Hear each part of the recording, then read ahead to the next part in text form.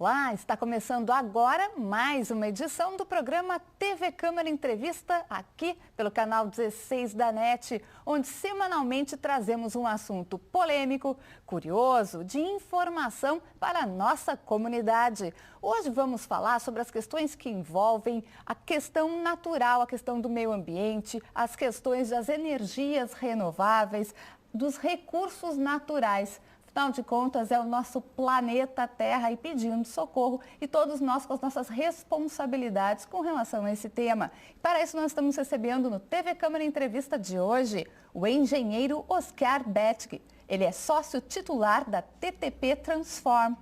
Também o engenheiro e agrônomo Miguel Aloysio Sattler, pesquisador no Departamento de Engenharia Civil da URGS, doutorado em Ciências Ambientais ligadas à edificação. Um extenso trabalho que nós vamos detalhar daqui a pouquinho. O doutor, que já esteve conosco num outro programa, já nos trouxe uma série de elucidações, de explicações, e nós vamos detalhar também a partir de hoje. Eu começo conversando com o engenheiro Oscar Betke, que vai nos falar sobre a área de atuação que trabalha atualmente, que diz respeito, inclusive, a um projeto da Câmara Municipal de Vereadores, aprovado há pouco tempo, e que diz respeito à reutilização, o reuso das águas da chuva e as águas cinzas. É isso? Explica um pouquinho mais para a gente, para não falar nenhuma besteira aí no início do programa, né? Já que essas questões sempre têm uma terminologia, tem uma explicação e tem um sentido muito importante. Às vezes o nome, o tema é um pouquinho confuso, mas a população vai entender direitinho a partir de agora com a presença dos nossos convidados. Muito bem-vinda. Muito obrigado. A nossa proposta é desenvolver, nós temos uma linha de produção de banheiros industrializados e concebemos esse ambiente do banheiro sob a forma de uma obra de marcenaria e não mais numa forma de uma construção civil ou feita de alvenaria. E dentro desse tema do banheiro, a gente então começa também a se aprofundar na questão da reutilização das águas geradas no banheiro. Então a água do chuveiro, que a gente chama normalmente então de água cinza, que é uma água, digamos, de baixa contaminação, ela não tem envolvido um material orgânico volumoso, assim como a água cloacal ou do vaso sanitário. Então isso tudo engloba dentro dessa nossa proposta do fornecimento de banheiros, com o reuso dessas águas. O reuso dessas águas, obviamente, não é feito por banheiro, mas sim por edificação. Sim. Então, isso tudo faz parte, né, de um sistema, de uma proposta inovadora para nós, mas já largamente utilizada na Europa, em especial na Alemanha, onde eu venho buscando essa tecnologia e esses conceitos que para nós ainda são novos. Doutor Miguel, a gente sabe que existem muitos projetos visando realmente essas construções sustentáveis. O senhor também vai nos detalhar algumas, mas trazer realmente isso para as edificações, para o dia a dia da população, já é aquele segundo passo que a gente já imaginava realmente num caminho, né, dessa preservação da natureza. Muito bem-vindo novamente ao nosso programa. Muito obrigado. É um prazer estar aqui de novo, né, e estabelecer esse diálogo. Doutor Miguel, quais são os projetos, enfim, que estão realmente nesse momento sendo destacados na questão dessas questões? Bom, nós já de há mais tempo, nós trabalhamos com a questão de aproveitamento da água da chuva, avaliando, vamos dizer, o potencial, quanto para a cidade de Porto Alegre, quanto cada metro quadrado, né, pode captar de água de chuva, o que isso representa. Em cima, vamos dizer, das nossas condições climáticas, da precipitação.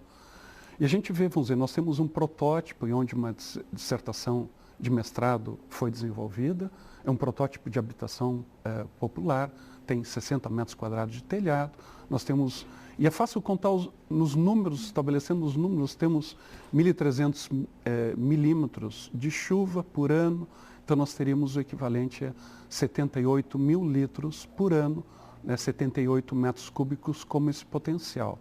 Agora, essa água não é totalmente aproveitável, tu tem uma água que eventualmente escorre pelo telhado, que está suja, não quer dizer que tenha que ser descartada, ela pode ter determinadas destinações e, de repente, tem a capacidade, vamos dizer, viabilizar o armazenamento dessa água.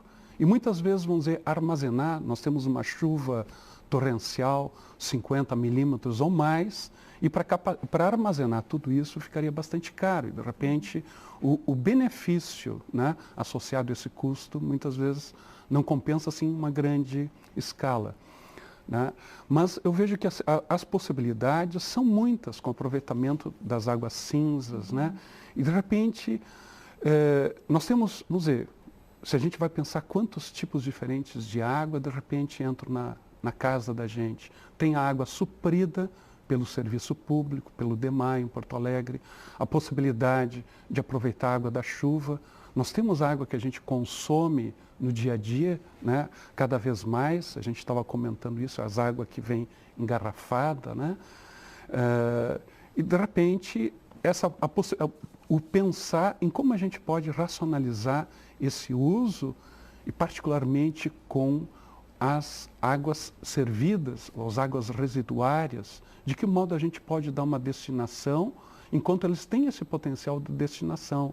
Por exemplo, como falava o engenheiro, a questão, de repente, das águas cinzas e a possibilidade de utilização para diversos fins, né? O reuso dessa água.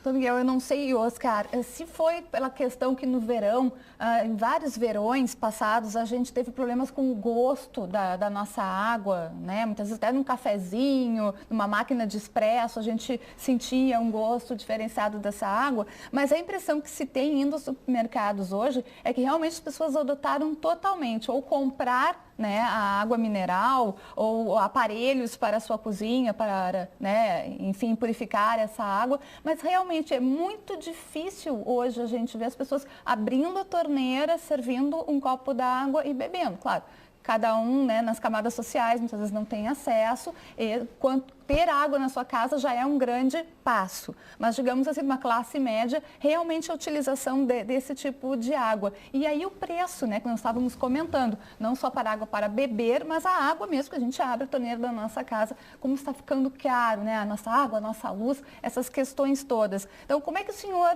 imagina, detecta esse problema hoje em dia? Isso é surpreendente. Nas minhas pesquisas e andanças, eu tenho feito a pergunta, né, se alguém tem problema com água. E o pessoal é unânime em me informar que não tem problema de água, que normalmente o zelador avisa quando ele faz a limpeza da caixa d'água, então que não tem maiores problemas. Quando eu pergunto quantos litros a pessoa consome, ela também não sabe informar, em especial nas edificações em edifícios. O pessoal que mora em casa ainda tem a conta, não sabe informar a quantidade, mas tem a conta, quanto é que ele paga de água por mês. Se a pergunta então segue quanto é que ele gasta de água em reais, aí ele diz que é o condomínio que paga, que ele não tem maior envolvimento, ele não tem maior preocupação em respeito ao tema. A gente diz que os nossos filhos vão ter problema com água, ainda mais com o nosso Guaíba à disposição. E não queremos enxergar que passam combis carregadas de água para cima e para baixo. Se a gente fizer uma reflexão, essa água nas combis, ela custa R$300 por metro cúbico, essa água. Uma água mineral, um copinho de água mineral, nós pagamos R$2.500 pelo metro cúbico dessa água. É só fazerem a conta. E então, quando a gente diz que não tem problema com água, que os nossos filhos vão ter problema, eu peço para que a gente repense tudo isso. Então, nós já estamos vivendo, né, um sério problema de água. E a gente tem a ilusão que o nosso Guaíba é absoluto, e nós não tratamos hoje a água do Guaíba, nós fizemos um reuso da água. Na realidade, a captação e o despejo é feito no mesmo local. Eu diria, por um lado, felizmente, que a gente contribui com o saneamento do rio Guaíba. Se a gente fosse fazer a coleta da água rio acima, como existe algum projeto para captar a água mais limpa, nós vamos estar tapando o sol com a peneira, né? Porque nós não vamos estar resolvendo em nada, nós vamos aumentar a nossa carga de contribuição de poluição, na medida que nós não vamos mais tratar o reuso da água, quer dizer, e aí o problema se agrava para o futuro. Então, a única solução é realmente nos preocuparmos com o tratamento do esgoto. E como é que a gente consegue dar uma eficiência nisso? É eventualmente utilizando a mesma água 2 vezes. Isso vem a ser o reuso da água cinza. E aí entra também a questão da água da chuva, que eu fiquei surpreso na busca na Alemanha com essas tecnologias e como o assunto lá é abordado, quando o professor na universidade me dizia que se eu reusar a água da chuva para a limpeza do vaso sanitário, eu vou estar aumentando a carga ambiental, eu vou estar contaminando com a água da chuva com material orgânico. Então isso não vou estar contribuindo em nada com o meio ambiente. Eu estou querendo pagar menos água para a cessionária. Isso não tem nada a ver com o meio ambiente. A água da chuva no edifício, nós temos uma bacia, um telhado muito pequeno para captação. Então é insignificante a coleta da água da chuva em relação à sua possibilidade de utilização. Então num edifício, né, nós coletamos muito pouca água da chuva. Além disso, nós temos o custo da estocagem dessa água da chuva. São volumes que a gente deveria pegar num temporal, digamos, e aí nós não temos onde armazenar essa água. Ao contrário, a água do chuveiro, a água cinza, ela já está disponível hoje à razão de 50 litros por pessoa a dia. Isso é muita água que nós simplesmente jogamos fora. Então essa água, ela não tem custo de estocagem, porque eu preciso só guardar ela por 24 horas, que eu vou estar usando ela continuamente. Então preciso apenas guardar por um dia. Qualquer reservatório de 5.000 litros me vence isso, porque eu vou estar continuamente usando a água 2 vezes. E uma surpresa também que o pessoal lá usa essa água de reuso, obviamente filtrada e desinfetada numa estaçãozinha pequena central na garagem do edifício. Eles utilizam essa água na máquina de lavar roupa. Então veja, às vezes a gente faz algum comentário, utilizar a água da máquina de lavar roupa para molhar o jardim e as plantas como um desperdício de tanta água, mas a questão, me parece muito racional, é tu usar essa água 2 vezes. Então o alemão diz um pouquinho com satisfação, olha, usar a água 2 vezes é inteligente. Então é a única maneira, digamos, de aumentar efetivamente a eficiência e facilitar, digamos, o esgoto. Que o esgoto também em densidades, em concentrações maiores, tu tens uma eficiência no tratamento de esgoto, eficiência em relação ao custo de tratamento, mais eficiente do que um esgoto altamente diluído. Então se a gente utilizar uma água cinza, que tem um custo de filtragem, de tratamento, não a nível de potabilidade, mas sim a nível de uso, por exemplo, na descarga do vaso sanitário e na máquina de lavar roupa, nós teríamos também uma diminuição do custo do tratamento do esgoto final. Né? Então, esses conceitos todos fazem a gente a repensar toda a forma de abordar esse assunto. Com certeza, isso eu entendi bem. Então, essa água que vem, por exemplo, no nosso chuveiro, ela ficaria armazenada no próprio prédio, quer dizer, o caminho dela não é maior do que esse, fica no próprio prédio. Vai receber um tipo de tratamento mínimo e volta na forma de, por exemplo, a água da descarga. Exatamente. Seria mais ou menos esse processo. São linhas diferentes, armazenamentos, são linhas completamente diferentes, diferenciadas. Né? São identificadas, são águas de 2 tipos. A água potável, que seria para o uso do consumo humano, né, para o próprio banho, e a outra água que é para o uso menos nobre. Doutor, e são volumes muito consideráveis. Hoje, por alto, a gente tem uma estimativa de um consumo per capita, eu não sei se esses dados também confere aqui, depende de região, de 150 a 200 litros por habitante. E o vaso sanitário, aí também tem diversas informações, mas gira em torno de, no mínimo, 20 a 30% o consumo de água utilizado na limpeza do vaso sanitário. E aí entra novamente toda a história, né, da forma de como fazer os banheiros com alta eficiência, a questão das bacias de vazão reduzida e todo esse tema que lá fora o pessoal está muito mais preocupado e conscientizado com tudo isso. Com certeza. Doutor Miguel, a respeito dessas questões. Eu também vou, como o Oscar, trazer um exemplo assim do exterior. Tive uma experiência na Inglaterra, onde eu fiz o doutorado. Então tem um casal de arquitetos, que são os arquitetos mais verdes assim do Reino Unido, que eles construíram na cidade de Nottingham a sua casa, um sobrado, e onde eles eram autossuficientes em água. Toda a água que caía no telhado, e somente essa, eles utilizavam para beber, para cozinhar, para tomar banho, para limpeza. Eles eram autossuficientes na sua edificação. Eles tinham um sistema de captação dessa água da chuva, né, armazenavam no porão dessa mesma casa e essa água passava por uma filtragem, eventualmente alguma, né, desinfecção dessa água. Mas eles tinham autossuficiência. Agora, como diz o Oscar, isso é difícil, vamos dizer, quando tu tem um prédio alto, né? Daí tu começa, inclusive, a discutir, vamos dizer, pô, mas qual é o padrão de elevação ou a densificação que tu deveria ter na cidade? Esses são outros aspectos, de repente, que a gente poderia abordar. Mas eu vejo que, vamos dizer, num outro exemplo, daí trazido do Japão, o pessoal aproveita a água da chuva, faz reuso das águas utilizadas e, de repente, eles fazem também o tratamento local dos resíduos líquidos, né, das águas negras, não só das cinzas. Para quê? Para que a água, né, que saia depois para a rede, ela esteja já pré-tratada. Isso é uma preocupação que a gente tem que ter crescentemente. A gente, né, a população precisa se conscientizar de que aquilo que ela está jogando hoje no ralo da pia, no vaso sanitário, amanhã ela pode estar bebendo. Né? Porque veja só quantas coisas a gente bota diariamente. O que a gente, né, joga em termos de remédios. E aí vão hormônios, antibióticos. A gente tem o óleo de cozinha. A gente tem todos os shampoos e muitas coisas mais que a gente está jogando isso no rio. E essa água depois volta para a gente beber. É claro que passando por um sistema de tratamento, né, onde tem essa preocupação.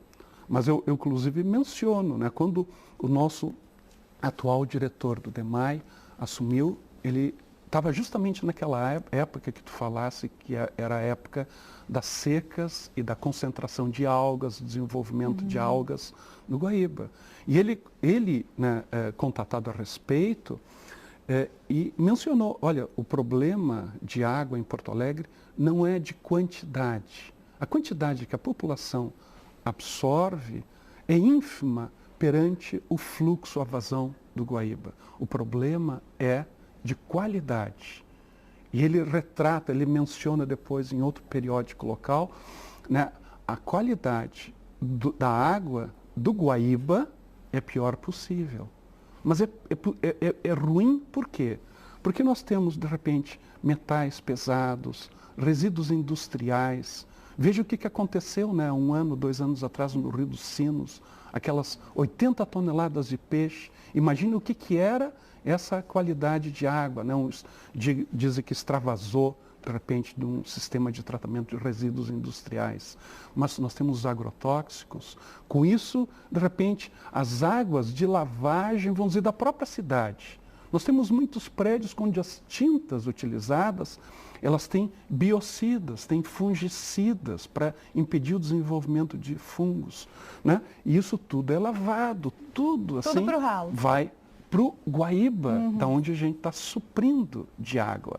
Então, essa questão de qualidade, essa questão de racionalizar, eu acho que passa pela conscientização de cada indivíduo. Né? Vamos ser mais conscientes naquilo que a gente estamos lançando, né, no nosso ralo, enfim. Porque isso, de repente, e se a gente não tratar isso adequadamente, a gente tem que buscar políticas públicas, sistemas de tratamento a nível disperso na cidade. E eu vejo tratamentos a nível condominiais, seja um edifício, seja, né, um condomínio horizontal, e a gente já tem exemplos disso. Nós temos alunos no curso de especialização que trouxeram o exemplo do Tribunal Regional Federal em Novo Hamburgo. Eles têm, vamos dizer, em função de exigências, de repente, de fazer a retenção das águas da chuva, eles reusam essas águas no edifício. Mas não só isso, eles avançam. Nós vamos tratar localmente os nossos esgotos também. Localmente, e fazer com que seja lançado depois na rede somente uma água residuária já pré-tratada. E nós temos então que começar a planejar e incorporar isso aí na nossa rotina de cidade. Essas cidades com crescentes populações, né, e concentrações. A gente tem que pensar nos projetos grandes para uma cidade, para um estado, para um país, mas é importante também a questão do dia a dia. Eu me lembro que há bem pouco tempo atrás a gente não se pode colocar as pilhas, né? As pilhas que a gente usou, enfim, no lixo. Mas onde é que eu vou colocar? Levo de novo para o supermercado e hoje criaram-se os papapilhas. Também se falava o óleo de cozinha que foi utilizado, não joguem seja no vaso sanitário ou na pia, o que dá no mesmo. Não é? E aí parece até que faz diferença colocar no vaso sanitário, né? Então, e vai para o mesmo lugar. E aí hoje tem postos de recolhimento daquele óleo de cozinha. Mas ainda é pouco, né, doutor? Nós estamos, inclusive, iniciando na URGS, uma professora do curso de farmácia está desenvolvendo uma campanha de coleta de remédios, restos de remédios não utilizados, remédios já vencidos.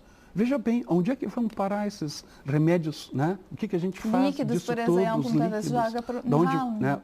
Então, eu acho que essa conscientização é crescente. E graças, vamos dizer, à atuação da mídia, né, que está levando isso para dentro de casa das pessoas, levando essa conscientização, essa educação. Porque um exemplo até, Oscar, que eu vou traçar aqui, é, por exemplo, a lei de tolerância zero no trânsito, né? Antigamente, você tomava aí a sua cervejinha, pegava o carro sem culpa nenhuma. Hoje, parece que você está num restaurante e já está olhando para os lados. Será que estão vendo que eu estou tomando essa cerveja? Será que vão ver que eu vou pegar o carro depois? Você já se sente tão culpado que você acaba já não indo para o tal do restaurante, para o bar. A gente até fez um debate sobre isso, né? E o pessoal realmente preocupado com o desemprego, mais de 40% dos consumidores estão deixando de ir aos bares. E muito legal se isso acontecesse também no nosso dia a dia, na hora que a gente cozinhou alguma coisa, vai botar fora aquele óleo, assim, sabe, se sentiu meio que criminoso de estar colocando aquilo, mas passa um pouco até por essa conscientização de que é realmente um crime aquilo que você está fazendo, e é um crime, não é? Oscar, e quais são as outras questões que a gente pensa realmente para chegar num futuro com uma construção mais sustentável e que também faça diferença no nosso bolso no dia a dia? A gente, né, tem diversos aspectos, como esse óleo da cozinha, né, mas tem essencialmente a questão, né, do esgoto, do material orgânico. Então, o exemplo dado da recente mortandade de peixes, né, em São Leopoldo, eu debito isso a maior peso. Claro, houveram inúmeros fatores, o nível do rio estava baixo, né? Mas a indústria hoje, ela é altamente controlada, ela não polui mais tanto como poluía no passado em função de rígidas normas e de controle efetivo de efluente das indústrias. Então, a maior carga poluidora é, na realidade, o esgoto urbano. E esse esgoto urbano, ele deveria estar sendo tratado, ser uma preocupação constante, né, dos órgãos responsáveis, Corsã, Estado, Companhia, aliás, o nome diz, Companhia Rio Grandense de Saneamento, o nosso Departamento Municipal de Águas e Esgotos. Mas a gente fala só, né, a gente escuta que água é vida, 99% da população atendida, e o esgoto, que é o causador, digamos, da qualidade da água em última análise, em um comentário, não faz parte do nosso dia a dia. Então, esse que é o aspecto, né, é muito importante, que isso nós temos que resolver por primeiro, e deveria ser a concentração, né, dos nossos esforços a nível de conscientização, para não haver dispersão, eventualmente, com a questão, né, do óleo de cozinha. É importante também, obviamente, né, mas a gente começa a dispersar todo esse enfoque do que realmente, qual é o próximo passo que deve ser efetivamente dado. Nós temos alguma coisa, por exemplo, na água, nós temos uma válvula milagrosa que não deixa entrar água, não deixa entrar ar na tubulação. Isso é tudo sol com a peneira se a gente pensar efetivamente no que a gente gasta, né, numa água potável para a limpeza do vaso sanitário, né? Quer dizer, isso são valores desprezíveis em relação do que efetivamente deveria estar acontecendo. E se eu entendo bem, né, doutor Miguel, a gente tem hoje muita controvérsia com relação aos tipos de tratamento do esgoto. As conversas mais técnicas que a gente já teve possibilidade de compartilhar aqui na TV Câmara, a gente nunca chegou a um consenso. As bacias de contenção, enfim, até não sou especialista e pergunto para os senhores essa questão. Por que existe tanta controvérsia com relação, e se o senhor concorda ou não com o tipo de tratamento que se faz de uma forma geral hoje em Porto Alegre, por exemplo? Eu até menciono o seguinte, vamos dizer, nos Estados Unidos, quem gestiona essas questões ambientais é a Environmental Protection Agency, a EPA americana. E eles mesmos declararam que se eles fossem tratar adequadamente os esgotos, eles teriam que ter um orçamento 17 vezes maior do que eles têm. O que isso significa? Que eles não têm condições de tratar adequadamente, porque isso é um custo fantástico, vamos dizer, caso fosse realizável. Então eu digo que nós precisamos buscar outras soluções, e que são soluções não concentradas. Los Angeles tem sistemas, né? É uma coisa, para nós estamos acostumados até, temos soluções pequenas, até porque o índice do que é tratado é reduzido ainda, mas aquilo são instalações fantásticas, certamente muito mais do que nós temos condições de ter em termos de recurso para aplicar. Então, se desenvolve, eu sei que se desenvolvem a nível internacional, a nível local, inclusive sistemas alternativos de tratamento de esgoto. Isso foi um dos temas de uma dissertação de mestrado, de um orientando meu lá na URGS, de um sistema local para o tratamento, iniciar o tratamento a nível da edificação. É claro que fica muito difícil tu pensar em edificações térreas, todas elas com seu tratamento específico, né? Tu tem que começar a pensar em escala e tu pensar num conjunto habitacional. Um condomínio maior, com 5 prédios, claro. 4 prédios. E daí pensar na transformação desses, o que a gente chama de resíduo, em recursos. E tu começa a pensar, bom, eu poderia ter um sistema de biodigestão, a partir dos esgotos eu poderia estar gerando um biogás. Isso, vamos dizer, a própria mídia já mostra exemplos, inclusive no Brasil, né? O esgoto que de repente se transforma em gás por uma família pobre, né?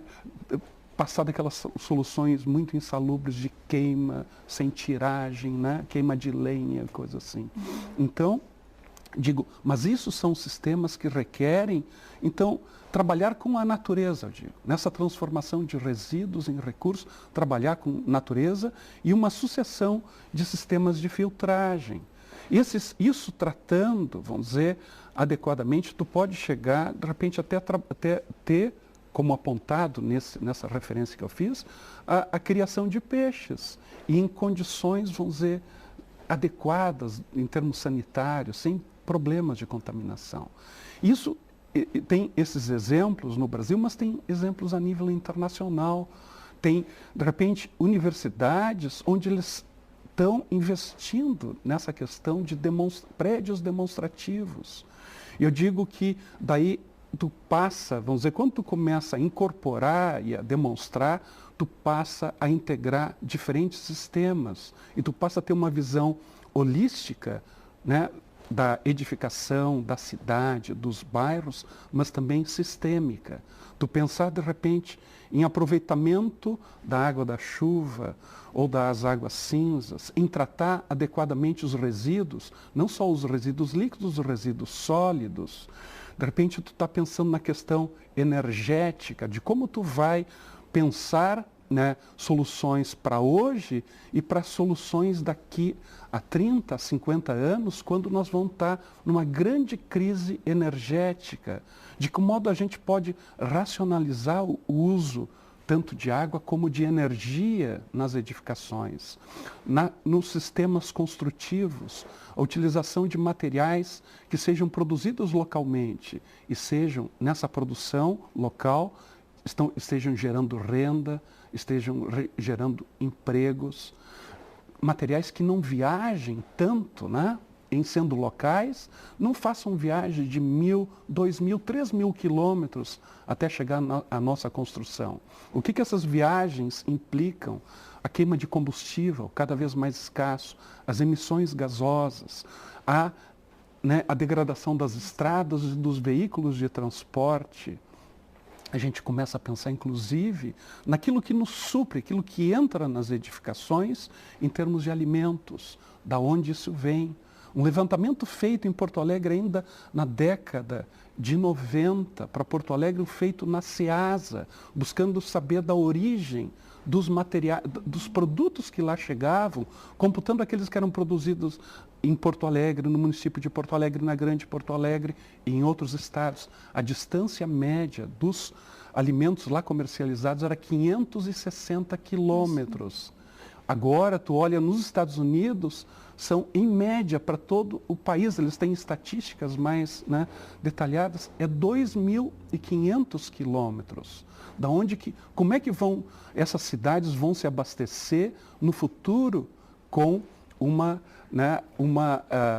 escassez de recursos energéticos? E daí tu começa a buscar as energias que são supridas pelo sol, pela natureza.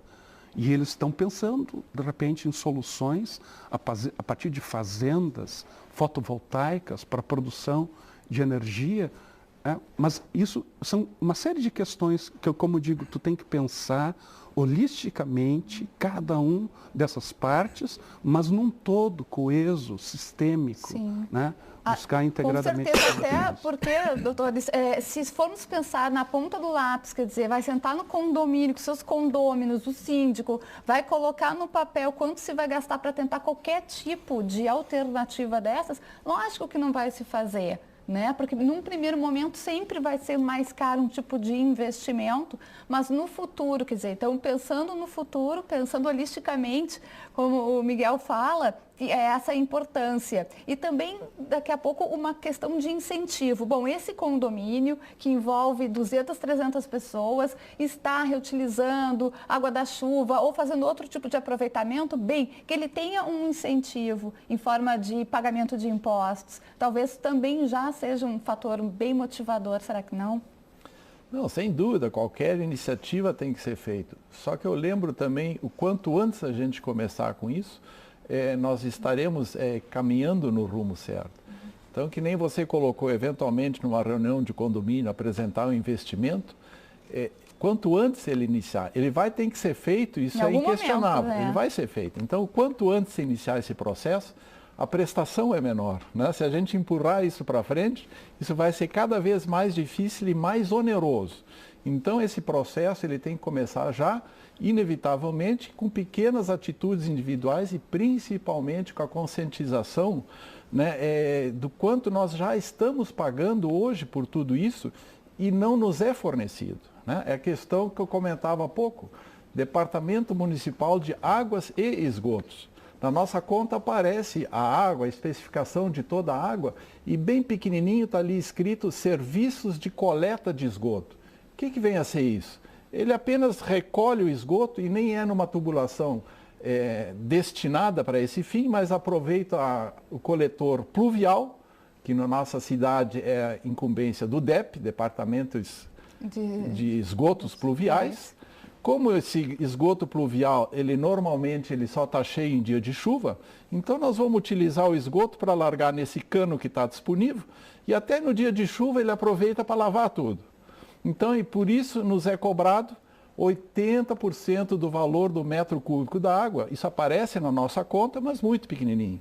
Se tu faz a pergunta se o pessoal, você tem esgoto? Claro que eu tenho. Não, nós não temos serviço de tratamento de esgoto, que é o fundamental. Né? A remoção de esgoto é o que resolve? Joga no Riacho Ipiranga, como está longe da nossa vista, a gente acha que não tem problema nenhum com água. Isso vai para o Guaíba e nós tratamos, em vez de água, tratamos um esgoto limpo, digamos, uma água de reuso, que tecnicamente a gente chama. Então, essa conscientização é muito importante. O custo, ainda ontem me informava dos custos atuais, na Alemanha se paga por alto R$30 o metro cúbico da água. Isso repartido em R$15, 50-50 mais ou menos, 50% o custo do tratamento de esgoto e R$15, 50% para a água de consumo. Então são R$30. Aqui em Porto Alegre nós pagamos hoje algo em torno de R$8 o metro cúbico da água, tem diversas faixas de uso, e 80% desse valor a título de coleta de esgoto. Isso são R$13. Então veja, por alto, lá o pessoal paga o dobro ele tem que disponibilizar para o custo da água, do serviço em si, o dobro do que nós pagamos. Só que lá tu pagas e eles tratam o esgoto. Aqui, se a gente começa a perguntar quanto é que custa a água, já começa uma separação. Não, é só 8 porque o resto é esgoto. Não adianta. Eu pago para ter água em casa, eu pago R$13 o metro cúbico. E o esgoto não é tratado, é apenas levado embora. Então, qual é o meu dispêndio para obter 1 metro cúbico de água? É R$13. Não adianta a gente tapar o sol de peneira e dizer que não, a água não custa tanto. Custa muito mais se a gente ainda computar a bubona que todo mundo, você disse, que leva para casa. Muitas vezes. E o pessoal não computa que essa bubona, é só fazer a conta, custa R$300 o metro cúbico. Custa 10 a 20 vezes mais caro do que a água do DEMAI. E que no verão tem esses problemas que você fala, dos odores e do teor de cloro. Por quê? Porque o rio está baixo, está altamente poluído com material orgânico, despejado por nós mesmos, que a gente paga o serviço de coleta de esgoto. Então nós temos que exigir, né, dos nossos governantes que façam a tarefa de casa. TV Câmara Entrevista de hoje fala sobre a preservação dos nossos recursos naturais. Nós vamos agora a um rápido intervalo, em seguida já voltamos com TV Câmara Entrevista. Até já!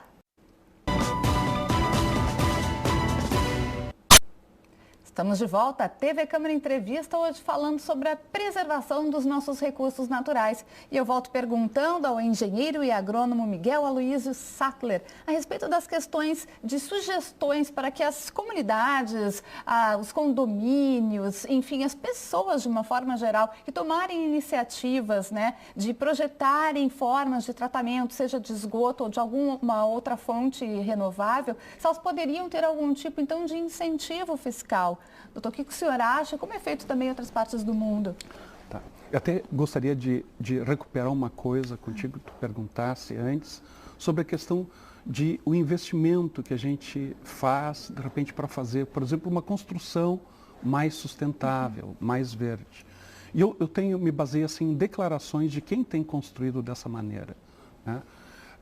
E tem hoje, a nível de Brasil, o Conselho Brasileiro para a Construção Sustentável, que tem tratado dessas questões, e o que eles relatam é que requer um investimento a mais de 5%, mas tu tem, de repente, ao longo da vida útil e ao longo de apenas alguns anos, o retorno daquele investimento feito ali em cima. Tem um pequeno custo, né, inicial, mas depois isso retorna. Agora eu vejo também a questão de políticas públicas de incentivos a, né, fontes alternativas, né, a métodos alternativos, tecnologias alternativas. E daí destacaria o que acontece, por exemplo, em países desenvolvidos que usam energia do sol, energia fotovoltaica transformada em eletricidade. Para nós hoje isso aqui está inviável, mas nesses países eles viabilizaram. E viabilizaram por quê? Pela necessidade de substituir fontes mais poluentes, como a queima de carvão, como o uso, né, de energia nuclear para a produção de energia, né, por fotovoltaica. Então existe uma disposição a nível da comunidade europeia de investir nessas fontes. Então, ao invés de construir grandes hidrelétricas com os seus impactos ambientais, eles investem na microgeração de eletricidade. O que o pessoal diz? Que a partir desses fotovoltaicos, de repente, em torno de 10 anos, eles têm o retorno do investimento. Mas como é que se consegue isso que aqui é totalmente inviável? O governo, ao invés de estar botando dinheiro na construção de grandes obras, investe nessa microprodução, investindo, vamos dizer, financiando, subsidiando 60%. É o dinheiro da sociedade que, então, ao invés de investir na grande obra, investe em fotovoltaicos que vão nos telhados das pessoas. E os 40% que daí o investidor, né, privado, o morador de uma residência investe, para esses recursos ele tem empréstimos de 10, 15 anos a juros reduzidos. Mas não termina aí a história, porque essa geração no telhado, ele não é armazenado em baterias, que inclusive né, são poluentes, têm problemas de poluição. Elas são geradas na rede. E as concessionárias são obrigadas a aceitar essa geração micro, né? Geração em telhados, digamos assim. E para cada quilowatt de energia injetada na rede, produzida nos telhados, a concessionária daí se obriga a devolver 3 ou 4 quilowatts de volta para as edificações. Qual uma cidade, por exemplo, que faça isso? Tem cidades na Espanha, tem cidades na Alemanha e vários países, inclusive o próprio Japão, de repente com incentivos. E são políticas públicas no sentido de viabilizar. Tu vê que toda uma nova cadeia tecnológica, cadeia produtiva, passa a se desenvolver em cima, né, de energias mais limpas. Nós temos, vamos dizer, a nossa energia eólica agora sendo produzida de uma forma fantástica, né, em Osório, gerando 150 megawatts lá. Então, essas possibilidades, elas só são, mas ali tu tinha um incentivo também do governo no sentido de desenvolver isso. Mas essas alternativas, somente com esse incentivo, né, através de políticas públicas nesse sentido, que vão viabilizar isso e de repente também, vamos dizer, vão viabilizar podem viabilizar outras questões quando a gente passa a trabalhar a nível macro, a nível das cidades, né?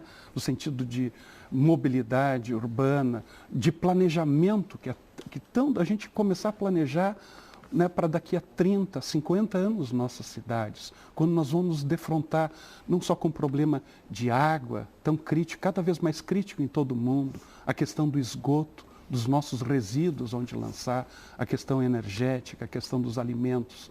E daí nós temos que começar a repensar e planejar efetivamente, né, as nossas cidades para os desafios que nós vamos cada vez mais ter que enfrentar. Nesse sentido, não posso deixar de pegar o gancho aqui, que o senhor falou então da questão do petróleo, né, que hoje está atingindo o barril de petróleo em níveis alarmantes e crescentes sempre. A questão da utilização do biodiesel, por exemplo, na nossa frota municipal, como o senhor observa, é uma iniciativa com a importância que está se dando realmente no país? Não só no Brasil, no exterior também. Sim. Né, nós temos um país riquíssimo em termos de recursos naturais. Certo que muito mais a gente pode, né, tirar da própria natureza, né, por exemplo, biomassa, o biocombustíveis é uma forma de utilização, embora a gente também possa gerar um biocombustível a partir dos nossos óleos usados, né, o óleo que sai de cozinha, e de repente isso pode também vir a ser utilizado, uma vez que a gente até desenvolva equipamentos, motores que estejam mais adequados para a sua utilização.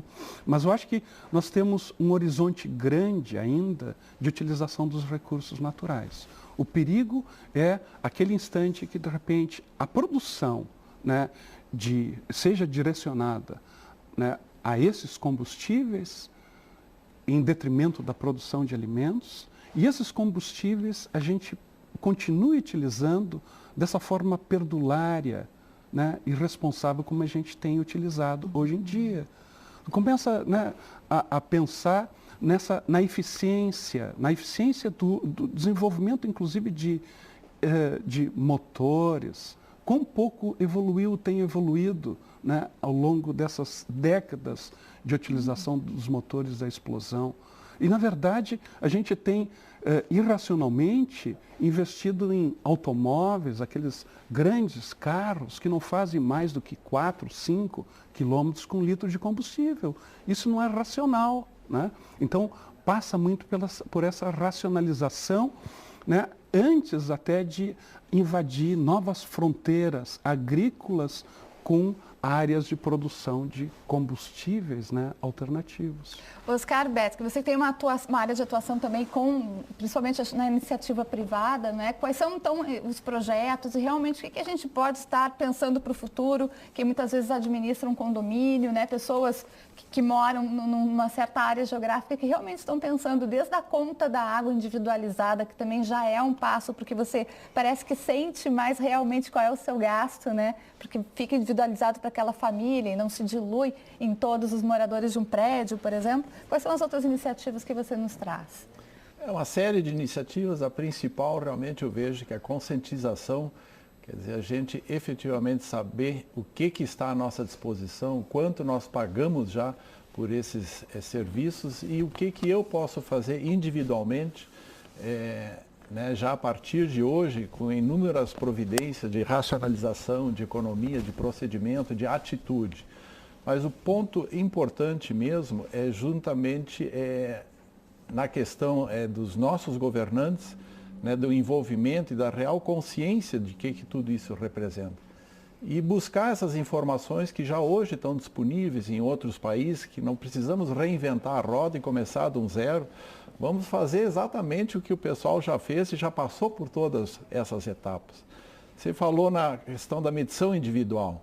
É uma iniciativa importante, mas na minha opinião isso não implica numa redução de consumo, numa redução, numa economia efetiva de água, né? Numa diminuição da poluição ou do esgoto que a gente tanto falava. São paliativos, de novo, que fazem parte do nosso dia a dia, porque a gente acha que aquilo que aparece. Na realidade, o pessoal que esbanja a água, digamos assim, ele não importa o valor do relógio. A gente tem a consciência hoje que a água é muito barata.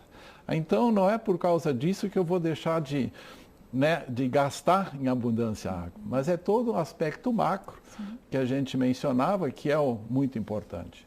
Então, né, a individualização dos relógios, da marcação, não deveria ser o ponto primordial de abordagem e de dar ênfase nesses aspectos. É importante, numa questão, né, dos direitos individuais de eu pagar exatamente pelo meu consumo, mas não é o ponto que deveria ser concentrado, né, toda a comunicação e esse tema em cima. Né? Esses tipos de alternativas que você nos trouxe, por exemplo, de um próprio prédio, já começar a ter o seu reservatório, reutilizar e tal, já é possível hoje em Porto Alegre?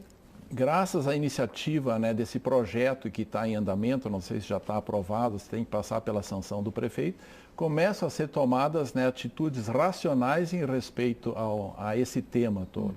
E a própria construção sustentável. Hoje, nós, pelo boom da construção civil, nós temos edificações sendo feitas aqui em Porto Alegre. Eu cito uma na Bento Gonçalves, aqui, não me recordo a construtora, mas são 1.250 apartamentos, ali onde que era o antigo prédio do Tumeleiro, todos eles com 2 banheiros. Nós temos 2.500 banheiros sendo construídos ali. Se a gente pensar a quantidade de volume de água envolvida em esgoto gerado ali, então isso é facilmente, digamos, minimizado, não resolvido, mas com algumas atitudes fundamentais que deveriam ser tomadas de imediato, né? Como no mínimo a separação das águas cinzas para um tratamento posterior, né? Quer dizer, tem certas coisas que têm que ser feitas já, para até ao longo do tempo te possibilitares, né, a botar uma estação de tratamento ao nível do prédio, etc. Principalmente etc. num prédio que está na planta ainda, né? Prédio que está na planta. Bem mais tranquilo do que fazer um outro tipo de obra depois. Com certeza. Miguel Sattler, o senhor tem uma vida acadêmica muito importante, né? Sempre orientando trabalhos, enfim. Quais são, assim, não digo novidades, né? Mas as alternativas que estão se tratando não só na vida acadêmica, como no dia a dia. Nós temos a Casa Ecológica, que fica no município da agronomia, da URGS. Agronomia, o pessoal pode ir lá visitar, quem sabe até ter algumas ideias. Não, ela está, vamos dizer, o espaço ali é aberto, a visitação, embora não exista alguém especificamente para atender as pessoas, né? Mas certamente é possível. Nós recentemente também publicamos um livro, né, através da FINEP, que pode é acessável, né, fazendo um download gratuito desse livro, que detalha então todas as 6 dissertações que foram desenvolvidas em cima desse protótipo, desde tratando a questão do aproveitamento da água da chuva, tratamento de esgotos, a utilização de materiais de baixo impacto ambiental, inclusive, né, todas as janelas, portas são feitas em madeiras de reflorestamento, né, e que tenha sido manejada sustentavelmente. Então tem uma série de coisas. Então tem essa possibilidade de acesso às informações, assim como a própria, né, conhecer esse empreendimento. Um empreendimento, vamos dizer, foi realizado também na cidade de Nova Hartz, onde 8 casas foram construídas, né, num conjunto habitacional próximo à cidade, e com esses mesmos princípios, né, não totalmente todos incorporados, mas eu vejo que tem muitas, né, possibilidades. Hoje, a nível internacional, estão se buscando o desenvolvimento de cidades sustentáveis, algumas que a gente até acha, né, discutíveis fazer uma cidade sustentável hoje nos Emirados Árabes, né, diante daquela... E essa cidade sustentável seria uma cidade autossustentável em termos energéticos, em termos de produção de alimentos, mas assim estão começando. Na China também com essas propostas, na Inglaterra também. Então eu vejo que existe esse desenvolvimento, esse desafio da gente viver mais sustentavelmente. E é isso que a gente tem buscado através da academia, através da universidade, palestras, congressos, disseminar entre os nossos estudantes de engenharia civil, onde eu atuo, mas também de arquitetura, no pós-graduação, levar ao conhecimento essas possibilidades, esses desafios. Aproveitar esse, como dizia, né, o nosso grande inspirador José Lutzenberger, essa maravilha de planeta onde a gente vive e que a gente se esquece muitas vezes de valorizar essa experiência e privilégio que a gente tem, né? Então, de passar a dar um trato mais racional essas inúmeras questões que estão intrincadas, né? Aprofundar na busca, vamos dizer, de espaços saudáveis, agradáveis, cidades para a vida, né? Cidades saudáveis. Não para o estresse. Não para o estresse, né? Começar efetivamente investir nessa qualidade de vida, né, que a gente tem nessa oportunidade, como eu disse, um privilégio de viver, e particularmente no Brasil, com recursos abundantes, energia, o solo fértil, as águas superficiais e profundas, né, com reservas invejáveis a nível internacional e no momento que essas questões se tornam cada vez mais críticas. Então, é reconhecer, é conscientizar, né, a todos, seja público em geral, seja estudantes, dos impactos que a gente está gerando, mas ao mesmo tempo das oportunidades que nos são oferecidas, né? Miguel Sattler, duas informações para encerrarmos. Primeiro, o nome do livro, com certeza muitas pessoas querem se informar um pouquinho mais. E em segundo, para os nossos estudantes que estão aí tentando definir a sua carreira vocacional, qual é o tipo de profissão, enfim, que pode trabalhar essas questões sobre a renovação de recursos? Eu vejo, vamos dizer, pode parecer suspeito, né, mas eu vejo a grande contribuição hoje que engenheiros, arquitetos podem dar.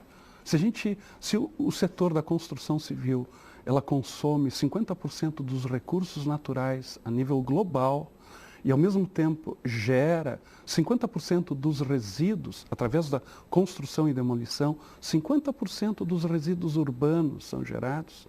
Então, aprender, né, e depois colocar em prática sistemas mais racionais de produção e de consumo cria uma oportunidade fantástica para esses profissionais. Eles podem, de repente, começar a fazer a diferença, né? Com certeza, pelo menos a gente espera.